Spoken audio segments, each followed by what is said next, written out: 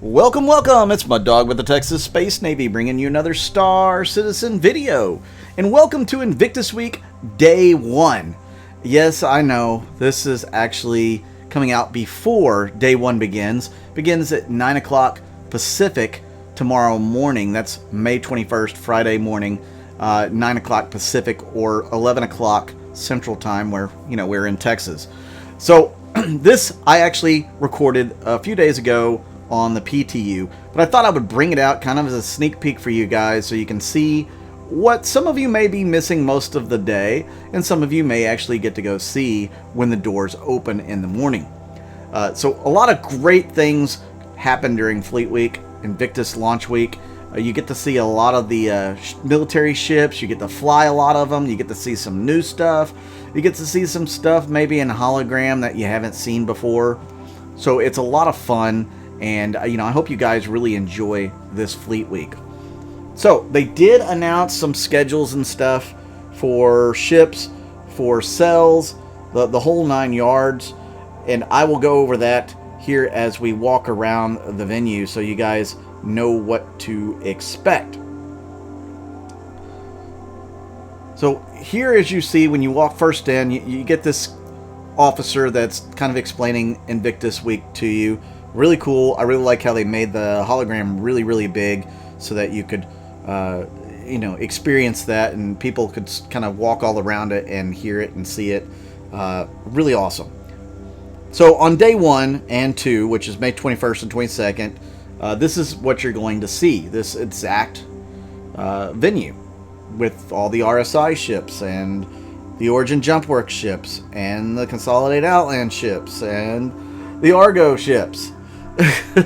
There's a lot of different ones that you're going to get to see. I would recommend that you actually take the time to read through some of these placards that are up, if you want to call them that, or banners, etc. Take a look at the map there, that was right in front of you. It'll tell you where everything is located. There are some little staircases that lead down to other rooms. There's another section back on the back right wall that leads to another area that you can see ships. If you want to rent any of these ships that are here on display, you can hold the F key and click on them when you get close, and you'll be able to rent them. So it's pretty simple. You'll be able to rent it for, I think, 48 hours. So for 2 days, you'll be able to fly those ships around and have fun with them and experience them, see if there's something you actually want to buy, which I highly recommend, especially if you're new to the game. Fly the ship. Experience the ship a little bit. Obviously, not all the mechanics are in. This is still an alpha version of a game, so you're still missing out on a lot of stuff. So you have to make that decision based off of, is it something you think you will want to do in the game? Some people want to do stuff for their org. I still would say, even with people in my org, don't get something for the org, get something for you. You're the one that's playing the game. You're the one that's going to experience it. Find ship or a profession that you think you're going to enjoy and go with that. Don't go based off of what other people are going to do or, if you think somebody else is going to come in and play. And okay, I got to stop talking for a second and show you this. This is the RSI Scorpius. You all know what it is by now. There's plenty of videos out on it. It's $200 war bond. Concierge can pick it up today, which is Thursday, right now. For $200 or $220 if you're using store credit or an upgrade. Tomorrow it'll be available for everybody. I imagine the pricing will probably stay pretty close to the same. 200 war bond and 220 for non-new money for upgrades and credits and stuff. Really cool ship. 4 size 2 gimbaled guns on the wings. 4 size 3s on the remote turret that can actually point and go to the back of the ship. So you can have a total of 8 size 3s on this ship if you want to. Really cool. It's a 2-person ship. You got the pilot who can control the 4 wing-mounted guns, and then the co-pilot, which will control the remote guns. This thing is going to excel. I mean, excel. That's with exclamation marks. At, combat when it comes to doing passing runs where you come on from the front, you can shoot at the guy, or if somebody comes up behind you on your 6, your co-pilot can take care of those guys. So it's going to be very good at that. It almost rivals the F8 Lightning in sheer power. The only difference is I think the F8 Lightning is going to have much better armor, and the this little X-Wing, if you want to call it that, Scorpius is going to have versatility as far as what kind of combat you can engage in, because I don't think the F8 Lightning is going to be able to fire behind it. So you saw the G12 Rover just a second ago. This one is your ever popular Polaris, which, by the way, is not hull limited this year. So they're not going to do a limited run on this. It's available to everybody to buy. You don't have to get in the F5 wars for it. So that's great news. If you're a big Polaris fan and you were worried about being able to buy this thing, you're going to be able to buy it with little problems starting tomorrow. So fantastic news for all you guys who want to get one. This is definitely a ship I'm looking forward to in the game. It will take a crew to run, whether it's NPC or human. Of course, that's a big topic of discussion always. There's always the pro NPC versus pro human arguments. Which one's going to be better, which one's more efficient, etc. Blah, blah, blah. We'll get into that another day. Just know that you got to have a crew for that thing, but it can carry a fighter with it because it's got a little hangar bay. Here you have the Connie Taurus. This is something that a lot of people have been looking forward to for a long, long time. All the other constellations are in the game. This one is not. It does look pretty good here in the hologram. So I'm interested to see what it's going to look like in game. I can't honestly say I'm going to fly my Connie Taurus all that much. I just have other cargo ships that can do far more and make more money for me. But it doesn't mean this is a bad ship at all. I mean, the 4 size 5 mounts is not something to sneer at, and I believe it has a smuggler's compartment as well. So it could be very good for some of you smugglers out there. Let's move on to the next ship that's in hologram here. And this is the newest ship, well, other than the Scorpius, from RSI. And this is the Perseus. This thing can take on cap ships, though it's kind of says it's feared by subcapitals because of those fearsome 4 size 7s that it has on it. The size 7s can be devastating to ships of all sizes. Capital ship shields will take size 7s, but they won't take a lot of them for very long. So you should be able to bring down some cap ship shields with those guns, especially if you have a few of these. But this thing is going to be feared by many, and just if you just run across one in one of your smaller ships or your cargo vessels or whatever, you're really not going to want to tangle with this thing. It's got a crew complement of only 3 to 5, and it comes with size 5 torpedoes. It's got the 4 size 7s. It even has some smaller guns for anti-air. Just a nasty, nasty, nasty little gunboat here. Really cool. I'm looking forward to that one being in the game eventually as well. We'll take one more look at the Scorpius here. This is definitely the belle of the ball. This thing will be available for purchase probably for the next 2 weeks. Is it worth the $200? Well, I can't make that judgment call for you guys. I think for me it would be. It seems like a fun ship, and especially if you have somebody that's really good on a turret, they can definitely make a world of a difference in combat. Now, if you aren't going to be flying with anybody else, that would be a pointless buy for you, because you're only going to get, the use of half of the guns on it. So I would definitely go with something else, a Hornet, Super Hornet that you can slave the top turret to your pilot guns. I mean, something along those lines would be better for you. Now, this is a pretty cool history of Invictus Launch Week. It goes through all the different Invictus Launch Weeks, why it came about, who brought it back, etc. So it's a good little read. I would definitely take the time to read it. There's lots of little lore things all over the venue that you can check out. Same thing on the Javelin when you take the Javelin tour, which I will bring that video to you tomorrow most likely. But yeah, this is really cool. Check it out for sure. What do you guys think of the Scorpius so far? Is it a ship you're going to get? Is it a ship you really want to get, maybe you can't afford right now? Or is it a ship that you just, not too impressed with, could care less, move on about life? Let me know in the comments down below. Which ships during this initial first 2 days of sale are you interested in? Let me know that down in the comments as well. But we're not through looking at them. There's still more to look at here in the halls. Obviously, I just wanted to kind of skim through these little lore facts on Invictus Week for you guys. I'm not going to read them aloud. Like I said, take the time to read them when you're in the expo hall.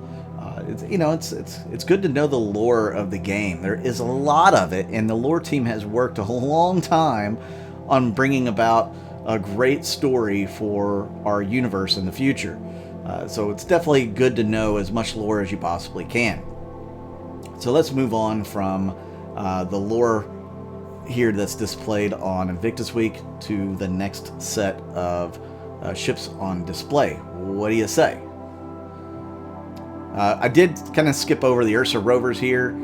Those are right there to the left.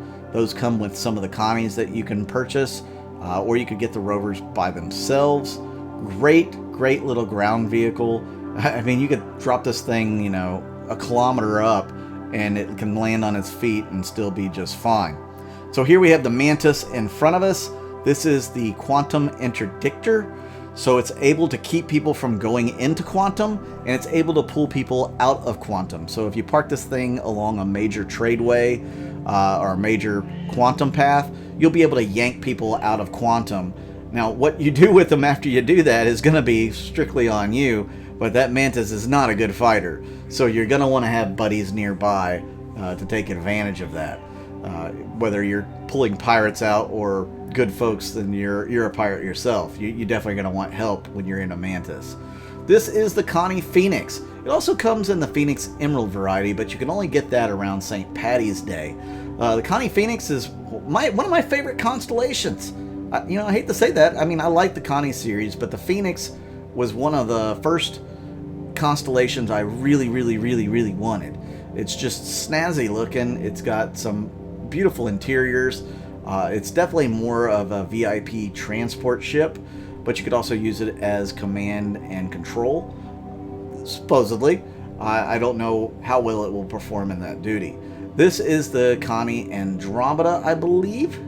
And yeah, this is your gunboat jack of all trades Connie. Could be the Aquila. From the rounded front, I think this is actually the Aquila.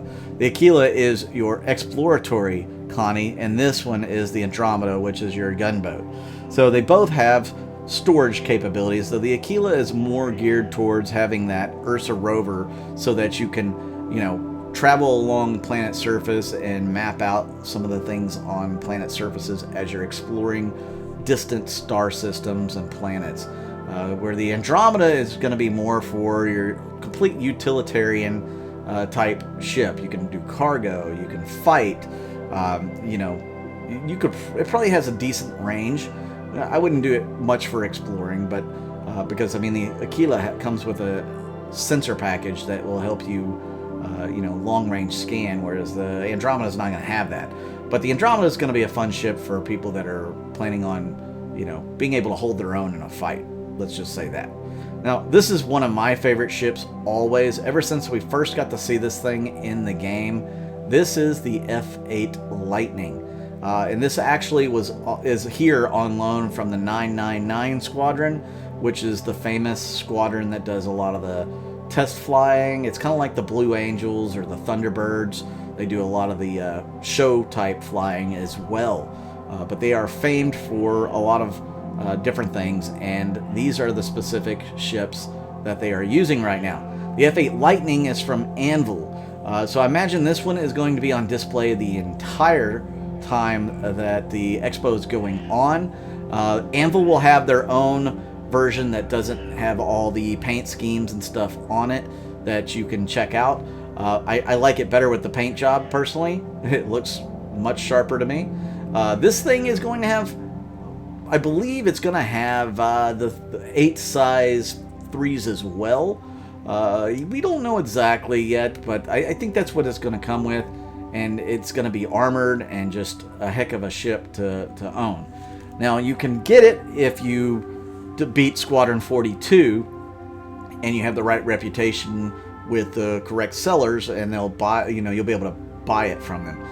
Or the other way to do it is to go up the ranks in concierge, spend exorbitant amount of money, and they will unlock different pledge tiers. So I don't necessarily recommend going that route. Here's your Argo vessels. You got Argo Crew, Argo Transport, like cargo transport. So those are going to come with your Idris and Javelin ships. Just kind of a standard, ferry from one thing to another. This is your Mustang Delta, which is normally green, but it's got a polar paint pattern on it now. I guess in favor of being here at Microtech. The Delta is supposed to have special armor on it. It's got a lot of little bitty weapons. I do say little bitty. But then it also has rocket pods, which were really good when they first came out, and then they sucked after that. Right now, I don't know what state they're in. Hopefully when Missile Operator Mode comes out, they'll be good again. I do believe any ship that has dumbfire missiles should actually have those dumbfire missiles do something when they hit, because it's not the easiest thing in the world to hit with a dumbfire missile. Here you have the 325A and then the 125A as well. Both of them are kind of geared as fighters for the Origin line of ships. As you can see, they have these little stands for the displays all over the venue. So guys, that was going to be day 1 and 2 of Invictus Launch Week. Now, I can't promise there won't be some additional surprises, as this video, like I said, was done on the PTU a few days back.